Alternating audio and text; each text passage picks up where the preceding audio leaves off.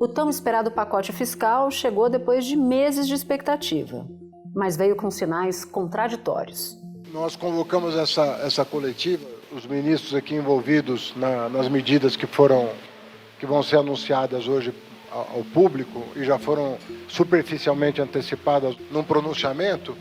O nosso tema hoje é a questão do reforço ao arcabouço fiscal. Então nós já estamos apresentando um conjunto de medidas que tem um impacto nos próximos 2 anos de 30 e 40 bilhões, 25 e 26, performando 70 bilhões de reais. A meta do governo é chegar a uma economia de 72 bilhões de reais em 2 anos. Até 2030, o valor subiria para 327 bilhões de reais. Propostas que mexem na regra do reajuste do salário mínimo, mexem em benefícios sociais e emendas parlamentares e mexem também com a previdência de militares.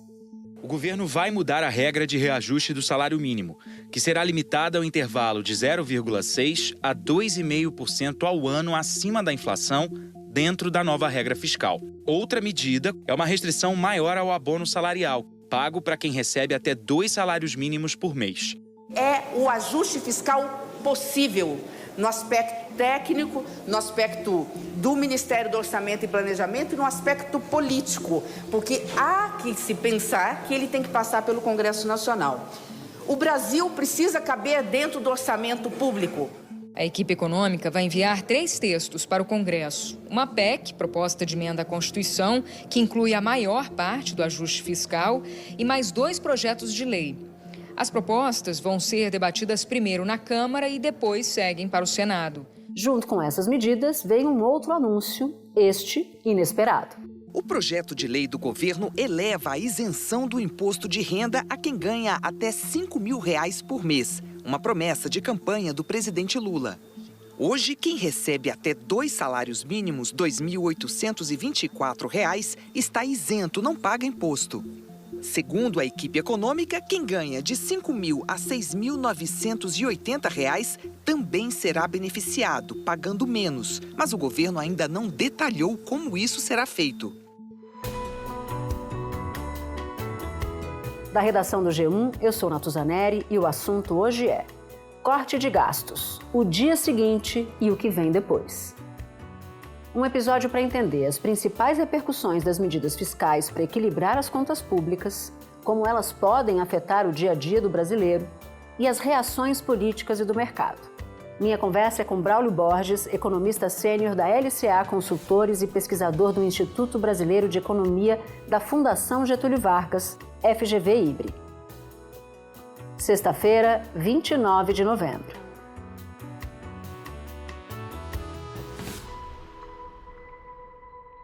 Braulio, o governo achou por bem juntar 2 anúncios em um. Fez um anúncio de uma reforma sobre a renda e a outra de contenção de gastos, que o objetivo era atender a uma expectativa de que o governo seria capaz de controlar o crescimento da sua própria dívida. Na sua avaliação, essa combinação de 2 anúncios, talvez em direções opostas, surtiu efeito? O efeito que o governo queria? Eu acho que não, Natuza. A gente está vendo pela própria reação, né, da taxa de câmbio ontem mesmo, quando já começaram a surgir essas especulações de que seria um duplo anúncio hoje, e isso se confirmou. E foi uma surpresa, porque a gente já vinha discutindo há pelo menos 40 dias, né, e se a gente for analisar bem, desde o meio deste ano, né, a gente vinha discutindo essa questão de ajuste nas despesas, né. Vamos lembrar que em meados deste ano, o governo, né, havia sinalizado com uma redução de despesas obrigatórias da ordem de 25, 26 bilhões de reais no ano que vem, para cumprir, né, as metas do arcabouço fiscal, e ele ainda não havia apresentado nenhum tipo de detalhamento. Então, na verdade, essa discussão já está se arrastando, né, há muitos meses. Começou para valer mesmo, né, um mês e pouquinho atrás, e com muitas especulações de quais medidas entrariam ou não, qual que seria o tamanho do pacote. E, de um modo geral, Natuza, o pacote que foi anunciado de contenção de despesas, esses 70 bi agora em 25, 26 e 327 bilhões, né, até 2030, é bem razoável. E não é um pacote composto só de pente fino. Tinha essa discussão também no mercado, medidas de pente fino, que a gente não consegue monitorar muito bem o resultado, né? Pode ser que tente economizar 10, mas no final só consiga 5, enfim.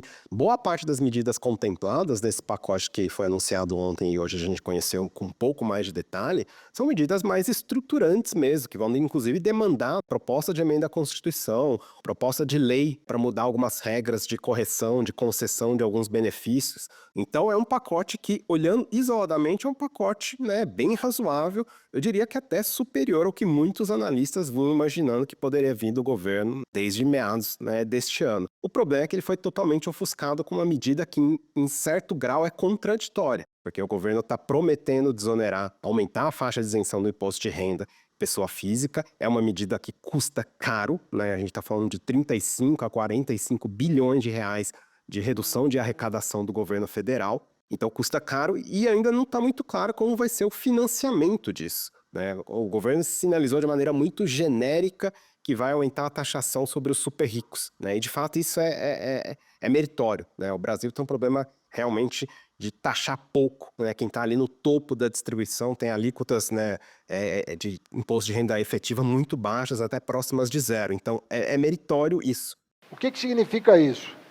Que qualquer aumento da faixa de isenção do imposto de renda, como já foi feito por este governo 2 vezes, tem que vir acompanhado de uma compensação. Ou seja, o projeto de lei que vai ser encaminhado pelo Executivo da reforma da renda pressupõe neutralidade tributária e o compromisso dos líderes de votarem um projeto que este princípio esteja respeitado. Ou seja, não se trata de mexer com o nível da arrecadação de impostos. Trata-se de buscar justiça tributária. Mas a gente não sabe quanto vai arrecadar, a gente não sabe o timing, né, dessa discussão, se o governo vai querer introduzir a isenção agora, né, e aprovar a compensação lá na frente. Então, todas essas incertezas associadas a essa segunda parte do anúncio, essa parte do imposto de renda, só serviu para alimentar uma desconfiança do ponto de vista dos analistas do mercado, que já vem desde o ano passado, para falar a verdade, com relação ao compromisso do governo de cumprir as metas fiscais que ele mesmo se colocou, que ele mesmo definiu para cumprir. Né? Não é uma regra, não é uma meta imposta pelo FMI, como o Brasil, né, teve lá entre 98 e 2004, 2005. É uma meta que o próprio governo definiu no começo do ano passado, revisou para baixo em abril deste ano, né? Inclusive foi o outro episódio que a gente discutiu isso. E agora, com essas medidas em certo grau contraditórias, fica uma sinalização, fica um quê de baixo compromisso com cumprimento das metas fiscais e com a sustentabilidade fiscal, e dá a impressão que o governo está muito mais preocupado com popularidade e com as próximas eleições lá em 2026. O governo tinha um plano ideal. Galípolo assume no ano que vem, Gabriel Galípolo assume o Banco Central no lugar de Roberto Campos Neto, e eles achavam que seria possível ele assumir e já começar a cortar os juros. Pois bem, isso agora é visto como algo totalmente descartado, mas o ambiente econômico mudou muito, uma parte da responsabilidade é externa, a outra é dessa demora do governo, desses conflitos internos, e agora, com certeza, vamos ter uma alta de juros agora em dezembro. Eu queria até entender a origem da rebordosa, porque eu falo de rebordosa porque o dólar superou R$6 pela primeira vez, o índice da Bolsa de São Paulo caiu, juros futuros dispararam. Onde é que está o centro dessa percepção negativa? É na demora do governo? É na dificuldade de se enxergar o cumprimento desses 70 bi, porque uma parte depende do Congresso Nacional, por exemplo, cortar super salário, que é uma medida para lá de urgente há muito tempo e que todos os governos tentam e dificilmente conseguem, porque os super salários são as categorias do funcionalismo público que mais exercem poder sobre os congressistas, né? São categorias superpoderosas. Ou está no fato da combinação da reforma sobre a renda e do ajuste? Onde é que para você está a maior parte do problema e a razão pela qual o dólar disparou? para ser justo, né, essa disparada do dólar ao longo deste ano, né, a gente estava no final do ano passado com um câmbio abaixo de 5 e agora encostou em 6. Uma parte relevante disso que aconteceu com a nossa taxa de câmbio não tem a ver com a questão doméstica, tem a ver com movimentos internacionais. Só para pegar o período mais recente, lá em setembro, começo de setembro, a nossa taxa de câmbio estava em torno de 5,50. Né, agora chegou a 6, uma depreciação de praticamente 10% nesse período de 3 meses. E a gente estima lá na LCA, e alguns outros analistas também estimam isso, que 70%, 80% dessa depreciação de setembro para cá não tem nada a ver com o cenário doméstico. Isso reflete muito a questão nos Estados Unidos, a economia lá está resistente, o Fed, né, talvez reduza o juro mais lentamente do que se imaginava, e ainda teve a história da eleição do Trump, que alimenta muita incerteza sobre qual vai ser a inflação nos Estados Unidos, com toda aquela agenda protecionista de taxar, né, os produtos importados de praticamente todos os países. Então, na prática, a gente tem uma parte relevante dessa alta da taxa de câmbio, da alta do juro longo pago pelos títulos brasileiros, que não tem nada a ver com a discussão doméstica local. Mas, independentemente disso, isso coloca uma restrição para a nossa política econômica. Uma coisa é você guiar a política fiscal, a política monetária, quando o ambiente internacional permite que você tenha uma taxa de câmbio mais valorizada, né? Isso ajuda a inflação, né? Isso permite até uma certa complacência maior dos mercados com relação, por exemplo, ao ajuste fiscal. Quando o mercado está mais favorável lá fora, a gente pode fazer um ajuste fiscal mais gradativo ao longo do tempo. Agora, com esse ambiente internacional muito mais conturbado, o ponto de partida hoje é um em que, né, a gente não tem muita margem de manobra para cometer erros de política econômica, né? E o que aconteceu ontem, em minha opinião, foi um erro ao combinar esses dois anúncios. E o problema da comunicação, o governo está colhendo agora, porque faz um anúncio da isenção, que é uma promessa de campanha e que ajuda os que ganham menos, só que aí você tem um estouro do dólar que vai para 6, que tem um impacto evidente na inflação, que pega justamente as pessoas mais pobres. Tem muita gente no governo que concorda que foi um erro, tá? Muita gente, mas tem essa divisão. Parece que tem uma dificuldade de certas alas do governo entenderem que, por exemplo, um câmbio a 6 vai levar mais inflação, vai encarecer a cesta básica, vai fazer com que o Banco Central tenha que subir ainda mais o juro e manter esse juro mais alto por um bom tempo. Existe uma certa incompreensão do governo que a responsabilidade fiscal ela é a condição necessária, inclusive para a responsabilidade social, para manter o poder de compra crescendo ao longo do tempo, principalmente dos mais pobres, que são aqueles que mais sofrem quando a inflação sobe. Espera um pouquinho que eu já volto para continuar minha conversa com Braulio Borges.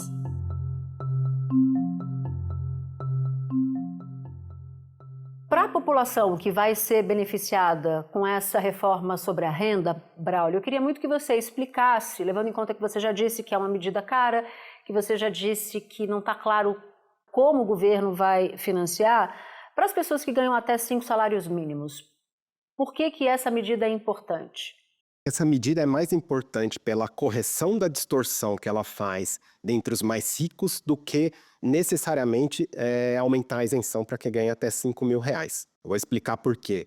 Tem vários estudos, inclusive saiu um estudo super recente lá do pessoal do IPEA, apontando que a alíquota efetiva de imposto de renda, né, no Brasil, até uma determinada renda, faixa de renda, ela chega em mais ou menos 10 a 12%. Então, o que efetivamente as pessoas pagam de imposto de renda chega a 10, 12%, começa bem baixo para quem ganha menos. Só que para os super ricos, pessoas que ganham mais de 50 a 100 mil reais por mês, essa alíquota efetiva cai bastante, chega até zero. E isso acontece, Natuza, porque tem muitas pessoas que são, né, mais ricas, elas recebem a sua renda na forma de dividendos. Quem tem uma empresa no Simples, quem é proprietário de uma grande empresa. E no Brasil, e em poucos países isso acontece, no Brasil os dividendos são isentos de pagar imposto de renda, né, na pessoa física, né? Então, na prática, a pejotização ela permite que pessoas muito ricas, profissionais liberais, às vezes pessoas que são proprietárias de empresa, paguem pouquíssimo imposto. Então é importante corrigir essa distorção. Agora o problema é que essa correção dessa distorção deveria ser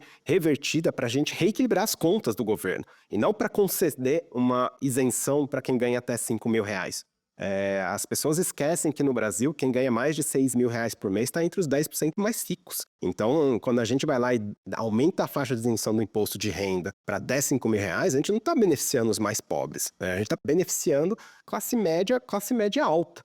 E nesse sentido, eu acho que é ruim essa mudança que o governo está propondo de aumentar a faixa de isenção, porque na prática 80%, né, dos contribuintes no Brasil não vão pagar imposto de renda. Eu acho que também o que muita gente ficou desconfortável é a surpresa da reforma da renda ter sido anunciada agora com isso. Não que ela não viesse em algum momento, ela viria. E faz sentido, não faz sentido que 5 mil é um ganho alto? Não é, né? Nos preços do Brasil de hoje, não é. Faz sentido que quem ganha até 5 mil pague 27,5% de imposto de renda? Me parece que não faz sentido e é uma medida sensata. Era para ter anunciado agora, junto? Talvez aí tenha um questionamento que vale a pena ser levado adiante. E outra, mais, faz sentido não taxar gente que é pessoa jurídica e que ganha muito mais de 10 mil reais por mês e não paga absolutamente nada? Faz sentido não taxar uma série de investimentos no mercado financeiro que hoje não pagam absolutamente nenhum tributo num país como o Brasil? Me parece que não faz sentido algum. Dito isso, eu acho que tem muitas outras coisas que precisam ser mudadas no imposto de renda, sim, Natuza. No Brasil, hoje, por exemplo, o governo tem uma renúncia de receitas da ordem de 25 bilhões de reais por ano com as deduções de gastos com saúde, né, lá do imposto de renda pessoa física. Hoje não tem limite para essa dedução.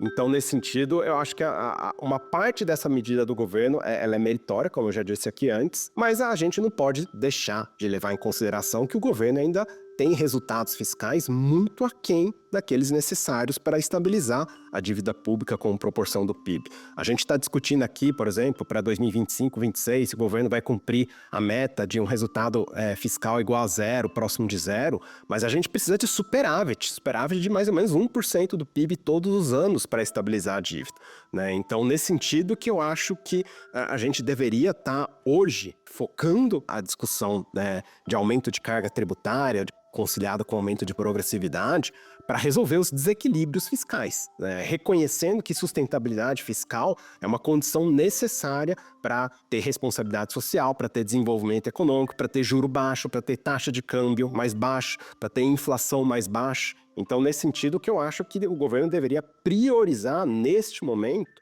ainda que focando mais pelo lado das receitas, isso que a gente chama de consolidação fiscal, ajuste fiscal, que é melhorar esses resultados primários. E isso ajudaria também o próprio Banco Central. A economia brasileira hoje está numa situação que alguns diriam que a gente já está próximo de uma situação de superaquecimento, em que o crescimento econômico já começa a pressionar cada vez mais a inflação de serviços, a inflação de determinados bens, enfim. E nesse sentido, o momento atual não é um momento para estímulo fiscal, como foi necessário nos últimos 3, 4 anos para enfrentar a pandemia, para a gente finalmente superar aquela crise de 2015 e 2016, que a gente ficou preso nela por quase 10 anos. O momento atual é outro. A taxa de desemprego hoje no Brasil já está nas mínimas em quase 30 anos. Então, o momento hoje é que a política fiscal deveria ajudar a dar uma esfriada na economia. Não é fazer o PIB não crescer, não estou dizendo isso, mas é fazer com que o crescimento do PIB seja mais sustentável, que seja conciliável com uma inflação nas metas e que permita o Banco Central praticar um juro mais baixo. A gente está com uma taxa de juros que vai bater aí talvez 13% logo no começo do ano que vem. Se todo esse cálculo que o governo está fazendo, se a Selic bate em 13% e a economia começa a desacelerar, que nem se espera, se vê que o relatório Focus ainda está falando do crescimento de 1,95%. Eu acho que vai crescer menos do que isso. Se a atividade econômica desacelera, qual a primeira vítima da desaceleração da economia? A arrecadação. O risco de ter mais expansionismo fiscal no quadro que a gente tem hoje de desemprego muito baixo é que isso vai gerar só mais inflação, juro mais alto pelo Banco Central, e juro mais alto vai fazer o quê? Afetar as decisões de investimento das empresas, que é o que vai construir a capacidade da gente crescer mais amanhã e depois. O ambiente internacional hoje é muito menos propício para esses tipos de erro, como que a gente viu ontem nesse anúncio, que foi em certa medida contraditório, de sinalizar a contenção de despesa e ao mesmo tempo dar mais estímulo fiscal. Então, nesse contexto que acho que o governo tem que reconhecer, Natuza, que hoje a situação é muito diferente de um ano, de 5, de 10 anos atrás. Parece que isso ainda não caiu a ficha no governo e hoje a prioridade deveria ser, sim, resolver essa questão da insustentabilidade do endividamento público brasileiro. O governo afirma que as medidas buscam a sustentabilidade da regra fiscal por um longo prazo, garantindo equilíbrio das contas. Para isso, além dos cortes, o Ministério da Fazenda anunciou mudanças para quando as contas encerrarem o ano no vermelho, ou seja, com despesas superando as receitas. Caso o governo tenha déficit no ano, haverá proibições ou gatilhos. Novos benefícios tributários ficam vetados. E a partir de 2027, reajustes na folha de pagamento de pessoal ficam limitados a um aumento acima da inflação de 0,6%. Nesse aspecto, você me dá a oportunidade de falar sobre uma outra medida, que é colocar teto para o reajuste do salário mínimo, que é uma medida impopular. E eu imagino, acompanhando o histórico dos governos anteriores do Lula, sempre foi uma medida da qual ele se orgulhou muito, de criar a política de valorização do salário mínimo, que nada mais era do que você recompor a inflação do período e conceder a variação do PIB de 2 anos antes. Essa regra agora tem um teto, tem um limite. Pelas regras atuais, a alta seria, por exemplo, de 2,9%. Com esse teto, fica limitado a 2,5%. Para você, essa trava é uma trava importante ou insuficiente? Eu acho que ela ajuda, né? Então, dentro daquele pacote que o governo anunciou, essa trava tem uma contribuição importante para gerar aquelas economias de 70 bi em 2 anos e principalmente de 330 bi, né, até 2030. Mas ainda é insuficiente, Natuza, e eu vou explicar por quê. Hoje, o arcabouço fiscal define que o montante global das receitas, as despesas do governo, tem que crescer 2,5% ao ano, já descontado a inflação. Então, o ideal seria que cada uma das despesas, né, que compõem esse orçamento total do governo crescesse ou 2,5% ou menos do que isso, para cada uma das despesas caberem, né, no orçamento como um todo. O problema é que quase metade das despesas do governo são despesas previdenciárias, né? E o que impacta a despesa previdenciária? É o salário mínimo, mais o crescimento que a gente chama vegetativo, que é o crescimento da população com 60 anos ou mais no Brasil. Acontece que o crescimento vegetativo da população que está se aposentando é da ordem de 2% ao ano. E esses 2% se compõem, né, se juntam ao crescimento do salário mínimo. Não é difícil ver que mesmo limitando o reajuste real do salário mínimo a 2,5%, se você compõe 2,5% com 2%, você chega num crescimento total da despesa previdenciária de mais de 4,5% todos os anos, sendo que o total da despesa do governo tem que crescer 2,5% pelas regras do arcabouço. O que acontece? Se a despesa de previdência cresce 4,5%, 5%, né, e o limite total é de 2,5%, necessariamente ela vai ter que roubar espaço de outras despesas dentro do orçamento. E isso acaba acontecendo com aquilo que a gente chama de despesas discricionárias, principalmente investimento público, mas também alguns outros gastos de políticas públicas, farmácia popular, dentre várias bolsas CAP, CNPq, são vários exemplos de despesas discricionárias que acabam sendo comprimidas.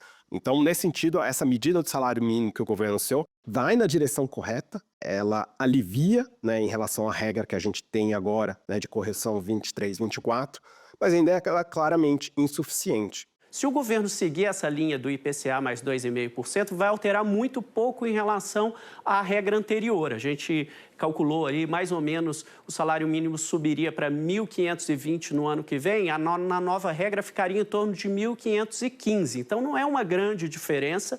E a única regra assim, mais concreta de efeito sobre o gasto anunciado hoje é o caso do abono salarial, que o governo pretende reduzir o limite para que as pessoas tenham direito a esse benefício. Ela ainda vai gerar esse fenômeno de compressão de despesas discricionárias. E é por isso que eu acho que em algum momento, provavelmente em 2027, quando a gente estiver já no primeiro ano de um novo governo, seja o atual, né, reeleito, seja um eventual novo governo, essa discussão do salário mínimo vai ter que voltar e a gente vai ter que fazer essa discussão de maneira um pouco mais cuidadosa. Eu vejo, por exemplo, o pessoal mais à esquerda, né, que defende o reajuste do salário mínimo, né, com razão, porque eles melhoram a vida dos mais pobres, reduz a desigualdade no Brasil, mas a gente tem que lembrar que essa política não tem só ganhos, ela tem custos também. Curioso que o pessoal mais à direita só enfatiza os custos e minimiza os ganhos. Mas tem custos, né? Tem custo fiscal, que é o mais óbvio, né? O salário mínimo indexa várias despesas do governo, previdenciária, BPC, seguro-desemprego, dentre outras, né? Mas tem outros custos também econômicos. Quando o salário mínimo aumenta muito, o que acontece? Você estimula a informalidade e a pejotização. Essa é a realidade do mercado de trabalho brasileiro. Se o salário mínimo sobe demais, muito acima do que é o ganho de produtividade de uma parte da população que não tem muito capital humano, aquelas pessoas que infelizmente não conseguiram estudar, né, que não tem muita como trabalhar em empregos, né, que demandam um conhecimento mínimo, né? Se o reajuste do salário mínimo é muito alto, as empresas não estão dispostas a contratar essas pessoas da maneira formal, né? CLT assalariado. O que acontece? Ou essas pessoas acabam indo para a informalidade, né? Ou as empresas, né, incentivam a pejotização, né? Que é uma precarização enorme para boa parte, né, dos trabalhadores. Hoje a gente sabe que metade das pessoas que trabalham lá no MEI, né, no microempreendedor individual, não são empreendedores, são empregados disfarçados. Todas essas mudanças que a gente observou no mercado de trabalho brasileiro, como a introdução do MEI lá em 2008, né, a reforma trabalhista mais recentemente, mesmo a ampliação do Simples lá em 2014, o aumento do fenômeno da uberização e por aí vai, trabalhadores em plataformas. Todas essas mudanças me dizem que hoje, talvez essa política de reajuste reais salário mínimo, talvez os custos delas, né, o impacto negativo, superem os ganhos que ela pode trazer em termos de melhoria, por exemplo, de desigualdade e de pobreza. Então a gente tem que avaliar isso com muito cuidado, não é simplesmente repetir as políticas do passado. O ponto de partida faz diferença. Lá atrás fazia sentido, hoje não parece fazer tanto sentido. Agora, Braulio, para a gente se encaminhar para o final, eu queria muito te pedir uma avaliação sobre o limite de reajuste das emendas parlamentares, de uma parte das emendas parlamentares ao menos, o ajuste na previdência dos militares e também se faltou alguma coisa. Estou imaginando que você vai responder que sim e o que. Eu vou começar pelos militares, né, que acho que é o mais fácil. O que está ali do pacote que o governo anunciou é meramente simbólico, né? É só para dizer que os militares também estão contribuindo com esse esforço, junto com os congressistas, junto com os mais pobres, junto com a classe média, enfim. Porque a economia que o governo colocou lá, associada principalmente a mudanças, né, no regime de previdência dos militares, ela é ínfima. Não ajuda em quase nada no esforço necessário para cumprir as metas fiscais e mais, corrige muito pouco das distorções que a gente sabe que existem ainda, né, no sistema de previdência dos militares. A gente está cansado de ver esses números, que o déficit per capita, por cabeça dos militares aposentados e pensionistas, ele é muito, mas muito maior do que o déficit do INSS e de outros regimes, né, de aposentadoria de funcionários públicos civis. O projeto também acaba com a concessão de pensão de militares expulsos e a possibilidade de transferência de pensão entre parentes. Prevê uma idade mínima progressiva até chegar a 55 anos para o militar migrar para a reserva. E militares também passam a contribuir com 3,5% da remuneração para o Fundo de Saúde, até janeiro de 2026. No caso das emendas parlamentares, a proposta do governo é basicamente manter, grosso modo, o valor que elas alcançaram agora, recentemente, em torno de 50 bilhões de reais. O que já é uma enormidade, né? Que já é uma enormidade, já cresceram, né? Assim, já é uma distorção, né? Já é um outlier, já é uma aberração se a gente comparar com outros países. Tem um estudo recente de pesquisadores do INSPER que mostram claramente que o valor atingido pelas emendas parlamentares do Brasil não tem paralelo em nenhum outro país, né? No mundo, né? Pelo menos os países que eles conseguiram informações para fazer essa comparação, né? Então, o que o governo conseguiu foi evitar que esse montante de 50 bi cresça muito mais nos próximos anos e eventualmente chegue a 80, 90 bilhões de reais lá no final da década atual. Então ele conseguiu ali, né, um acordo para manter esse valor, né, mais ou menos parecido com esses 50 bi que atingiu recentemente, Então é uma notícia boa e ruim. Ela é boa porque evita que essa despesa aumente ainda mais. A gente sabe que é uma despesa que sofre problemas sérios de qualidade de execução, de falta de transparência, de falta de rastreabilidade. O Supremo cobrou do Congresso uma melhoria da governança das emendas e o Congresso praticamente não entregou isso, né, naquele projeto de lei recém-aprovado. Então, a notícia boa é que não vai crescer muito mais. Agora, a notícia ruim é que a gente vai parar nesse nível bastante elevado. Nós acabamos de sancionar, o presidente Lula acabou de sancionar o acordo que foi feito sob os auspícios do Judiciário com o Legislativo em relação às emendas parlamentares. Isso limita o aumento das emendas parlamentares no tempo, então tem um ganho expressivo em relação à dinâmica do aumento das emendas parlamentares e tem uma facilitação no cumprimento do piso constitucional da saúde, uma vez que compromete o parlamento com mais verbas para a saúde a partir do ano que vem. Mas tem uma mudança que veio, né, nesse pacote, pelo menos uma proposta de mudança, que cria um pouco mais de flexibilidade para o Executivo, que é a possibilidade de que metade do gasto das emendas de comissão, que são aquelas que hoje ainda não são impositivas, possa ser contabilizado no mínimo que o governo tem que gastar com saúde, o mínimo constitucional. Então, se isso for aprovado, o governo ganha um espaço de manobra um pouco maior ali dentro do orçamento, né, porque ele vai poder direcionar essas emendas, elas não vão ficar totalmente soltas, né, metade dessas emendas de comissão vão ter que ser aplicadas em projetos ligados à saúde e, idealmente, projetos que o governo, né, deveria direcionar, projetos mais estruturantes e não simplesmente gastos paroquiais para comprar ambulância em determinadas cidades de interesse dos congressistas. Tem um lado bom e ruim da parte das emendas e até que é uma contribuição relevante. Dos 70 bi de economia fiscal que o governo está estimando com esse pacote para 2025 e 2026, 20% vem das emendas, dessa mudança da regra das emendas. Então é uma contribuição relevante, né? E como eu já disse, a parte ruim é que a gente vai estabilizar nesse patamar. Braulio, muito obrigada pelas explicações todas. Bom trabalho para você. Obrigado, Natuza, e até uma próxima.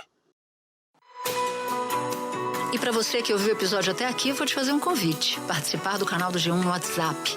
Por lá você pode ativar as notificações e receber as principais notícias do dia direto no seu celular. Este foi o Assunto, podcast diário disponível no G1, no YouTube ou na sua plataforma de áudio preferida. Comigo na equipe do Assunto estão Mônica Mariotti, Amanda Polato, Sara Rezende, Luiz Felipe Silva, Thiago Kazuroski e Gabriel de Campos. Eu sou Natuza Neri e fico por aqui. Até o próximo assunto.